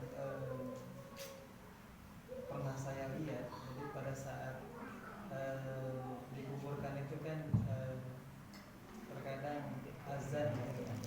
Jadi memang ada yang berpendapat itu ya pada saat kita dilahirkan kata-kata pertama didengarkan itu adalah azan.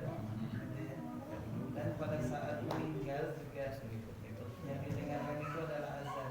Nah itu hukumnya seperti apa? Baik, berkaitan dengan azan.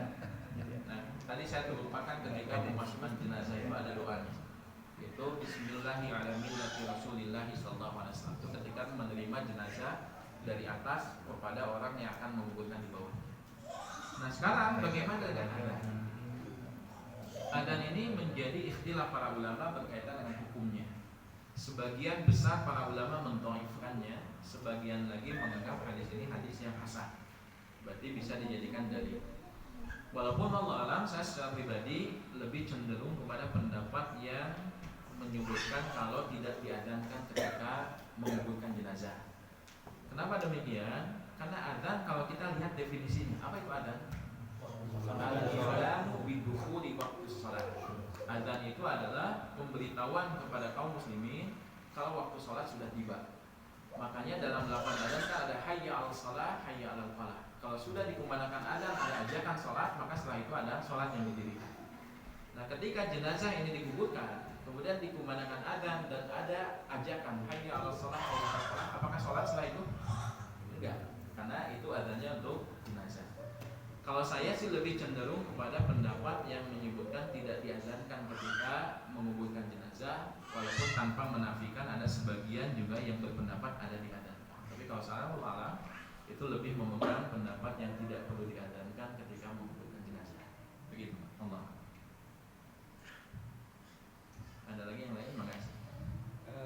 Pernah juga Pak Ustaz ikut menyolat sholat jenazah, dan itu ada yang memang bilang harus ganjil jumlah sapnya. Nah itu apa hukumnya apa? yang terakhir tadi kan kalau jenazah itu secepatnya dikuburkan. Biasanya setelah sholat atau sebelum suka ada biasa penyampaian dari pihak keluarga sebelum ya masalah lanjutan. Nah itu kan memakan waktu juga ya di sana. Terus lalu pas di makam pun juga suka ada dari tokoh setempat atau seperti apa gitu. Ya. Itu sih Pak Ustaz. Baik, berkaitan dengan ketika jenazah ini kan disunahkan untuk segera dikuburkan. Tapi biasanya ada dari keluarga yang menyebutkan kalau ada hutang piutang yang belum selesai silakan dari keluarga. Kalau ada kesalahan yang dilakukan mohon dimaafkan dan lain sebagainya. Sebetulnya ini tidak harus dilakukan ketika sholat jenazah. Kan ini bisa dilakukan sebelumnya. Misalkan ketika jenazah ini wafat kan kita bisa juga meminta kepada masyarakat kalau ada hutang silakan hubungi saya. Atau ketika sudah dimakamkan kan bisa kita mengumumkan kepada masyarakat hal yang demikian. Karena kalau sedang sholat jenazah itu kan yang hadir sholat itu kan berarti tidak semua orang yang bisa jadi orangnya memang ada yang berhutang di antara orang yang menyolatkan, tapi bisa jadi yang berhutang kepada jenazah itu atau jenazah yang berhutang kepada orang lain dia nggak hadir. Jadi ketika diumumkan juga tidak efektif pengumumannya. Kalau mau maka bisa diumumkan setelah ataupun sebelum dikuburkan. Artinya setelah selesai dikuburkan hanya kita minta kepada orang lain, sok sebelum dibagi waris semua orang yang berhutang silahkan datang ke kami, nanti kita akan bayarkan semua hutang dari jenazah ini. Kan bisa seperti itu.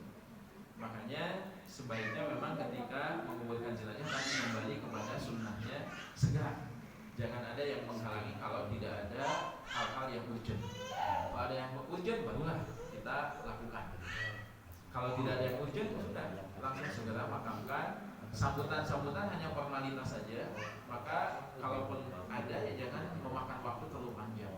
Kalaupun misalkan ada ketua RW untuk memastikan ini warga kami akan dikuburkan di tempat kami, kemudian dia sampaikan kepada orang lain yang terkadang karena warganya tidak terlalu gaul misalkan dengan yang lain dianggap ya orang mana yang meninggal kok dikuburkannya di tempat kita.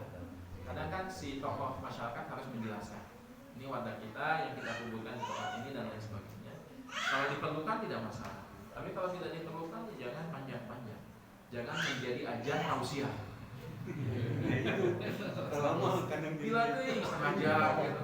Itu kan ketika dikuburkan tuh orang-orang berdiri menunggu prosesi sudah selesai dikuburkan, harusnya banyak mendoakan. Doanya bisa terhalang gara-gara terlalu panjang itu sambutannya. Ya, saya ucapkan terima kasih kepada Bapak RT yang sudah hadir. Bapak sebutkan namanya panjang dan namanya Bapak RW juga yang hadir sebutkan. Dasar lurah. Pak Lurah, ya, itu bisa menghalangi orang yang ingin mendoakan jenazah. Harusnya di kuburan itu memperbanyak mendoakan jenazah. Maka hindari hal-hal yang tidak penting ketika memang tidak diperlukan. Tadi yang pertanyaan pertama jumlah saf. Memang disunnahkan ketika saf melaksanakan sholat itu jumlahnya ganjil dan jumlahnya sebanyak-banyaknya. Nabi sallallahu alaihi wasallam bersabda, "Man mata, barang siapa yang dia meninggal, tsumma shalla alaihi."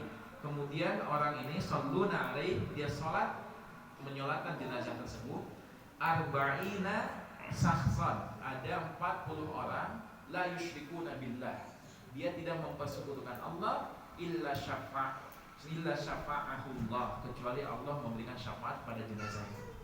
Berarti keutamaan orang yang menyolatkan jenazah yang tidak mempersekutukan Allah, jumlahnya 40 orang itu bisa memberikan syafaat kepada si jenazah. Makanya jumlah ganjil dalam saf, maka ini juga dianjurkan. Tapi kalau seandainya tidak memungkinkan, tidak perlu dipaksakan. Misalkan safnya penuh 4, udah bikin satu lagi di belakang, di saf depannya malah nggak penuh. Maka tetap saf itu yang terbaik adalah lurus dan rapat. Kalau seandainya sudah lurus dan rapat jumlahnya tidak ganjil, ya sudah nggak masalah, dilakukan saja untuk melaksanakan saf. Memang afdalnya ganjil dan jumlahnya sebanyak-banyak. Dan jenazah itu boleh nggak disolatkan berkali-kali oleh orang yang berbeda? Boleh. Jadi ketika ada jenazah disolatkan, kemudian ada orang lain yang melayat dan belum menyolatkan, dan dia minta izin untuk menyolatkan, nggak apa-apa, biarkan saja untuk menyolatkannya. Tapi orang yang sudah sholat itu tidak perlu sholat 2 kali, cukup menyolatkan jenazah sekali sudah selesai. Nanti orang lain yang tidak sempat menyolatkan jenazah baik disebabkan karena datang terlambat atau disebabkan karena kapasitas tempat yang gak cukup. Masjidnya tidak mencukupi untuk menampung semua jenazah, semua jamaah. Itu jenazah yang nyolatin jamaah, tidak menampung semua jamaah. Kemudian setelah itu dibagi menjadi beberapa kali. Yaudah, ini sholatkan pertama kali, yang udah silakan keluar, kemudian yang belum silakan masuk untuk menyolatkan. Ini tidak masalah, dibolehkan untuk disolatkan berkali-kali oleh orang yang berbeda, selama memang jenazah ini belum disiapkan untuk dikuburkan. Boleh nggak sih kita sholat di kuburan, menyolatkan jenazah? Khusus untuk sholat jenazah itu dibolehkan. Khusus untuk sholat jenazah. Karena Nabi SAW, beliau pernah safar ke satu tempat, kemudian ada seorang wanita yang terbiasa membersihkan Masjid Nabawi itu wafat. Ketika Nabi pulang, bertanya, mana si fulana? Maka para sahabat menyebutkan si fulana sudah meninggal ya Rasulullah. Maka Nabi SAW menyebutkan, tunjukkan kepadaku kuburannya. Maka Nabi datang ke kuburannya, kemudian menyolatkan jenazah tersebut di kuburannya. Jadi untuk sholat jenazah di kuburan dibolehkan. Ketika sudah dimakamkan, tidak sempat menyolatkan, maka boleh kita menyolatkan di kuburan tersebut. Khusus untuk sholat jenazah saja. Bukan sholat jenazah sebetulnya, sholat qaib masuknya. Karena jenazahnya sudah tidak hadir, tapi disolatkan ketika di kuburan tersebut. Maka ini dibolehkan. Tapi khusus hanya satu saja sholat jenazah, karena hukum asal sholat di kuburan adalah tidak boleh. Karena ada dalil yang menunjukkan Nabi melakukannya, berarti ini menunjukkan pengecualian. Untuk kondisi yang demikian, maka dibolehkan kita sholat jenazah di kuburan ketika terlewatkan, tidak sempat untuk menyolatkan. Jadi untuk keluarga yang jauh dengan alasan ingin menyolatkan, ini sebenarnya sudah tidak ada lagi alasan. Dikuburkan saja, kalau ingin menyolatkan datang ke makamnya, kemudian sholatkan di makamnya. Jangan sampai justru jenazahnya ditunda begitu lama disebabkan keluarganya datang, pas datang menyolatkan, sibuk dengan kesedihannya, lupa dengan menyolatkan. Ini lebih parah lagi. Makanya menyolatkan itu lebih utama, termasuk ketika kita takziah melayat orang yang meninggal, maka yang paling utama adalah menyolatkannya. Dua hal yang menyebabkan keutamaan. Pertama, melayat dengan cara menyolatkan jenazah. Yang kedua adalah mengantarkannya sampai dikuburkan jenazah tersebut. Dan Nabi SAW menyebutkan apa? Qiratan. Dia akan mendapatkan pahala 2 qirat. Dan 1 qiratnya itu sebesar gunung Uhud. Maka kalau melayat tanpa menyolatkan, sayang, kesempatan mendapatkan pahala besar itu terhilangkan. Maka melayat sholatkan. Dan boleh kita minta izin kepada keluarga, misalkan jenazahnya ada di rumah, sudah disolatkan di masjid karena belum dikuburkan, maka disimpan di rumah kadang. Maka boleh bagi kita untuk menyolatkan. Minta izin saja kepada keluarganya, boleh nggak saya menyolatkan? Kalau keluarga bilang boleh, kita sholatkan saja. Itu akan mendapatkan 1 qirat.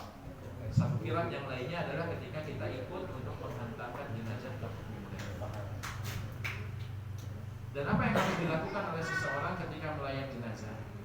Maka boleh baginya untuk membahagiakan keluarganya dengan menyebut kebaikannya, tapi tidak dengan cara dusta. Jadi kebaikan yang dimiliki orang tersebut boleh disebutkan kepada keluarganya agar keluarganya terhibur. Takziah itu kan menghibur keluarga jenazah. Saya pernah rasakan ketika sedang bersedih, ibu meninggal pada saat itu. Maka dalam keadaan bersedih seperti itu datang tetangga samping rumah. Dia sebutkan kepada saya, dia bilang, "Cek, si mama kemarin ketika kesusahan air, orang lain masih susah, jangan kasih air. Si mama masuk kasih air, dibolehin untuk minta air." Itu mendengar hal seperti itu, hati itu rasanya langsung berdoa kepada Allah, mudah-mudahan amal soleh ini yang bisa menyebabkan orang tua saya. Maka boleh seperti itu. Tetapi kita tidak boleh menambah kesedihan keluarga yang sudah meninggal. Bagaimana caranya? Kadang tidak sengaja. Pertama, terkadang kita mencari tahu bagaimana proses ketika meninggal. Kenapa sih dia bisa meninggal? Kita kadang nanya, kenapa meninggalnya? Itu orang yang keluarganya meninggal, untuk menceritakan kondisi keluarga yang meninggal itu membuka luka yang dia sudah bisa, dia berusaha untuk menahannya, tapi dia harus menceritakan dulu. Orang yang pernah merasakan keluarganya meninggal akan merasakan itu. Jadi ketika orang yang dia kenal nanya, ini meninggalnya kenapa? Dan dia harus menceritakan lagi, itu kesedihan, membuka luka kembali. Makanya ketika ada yang meninggal, usahakan kita tidak nanya kenapa meninggalnya supaya keluarga tidak membuka luka yang sudah dia tutup. Maka tidak dengan cara yang demikian. Kecuali kalau keluarga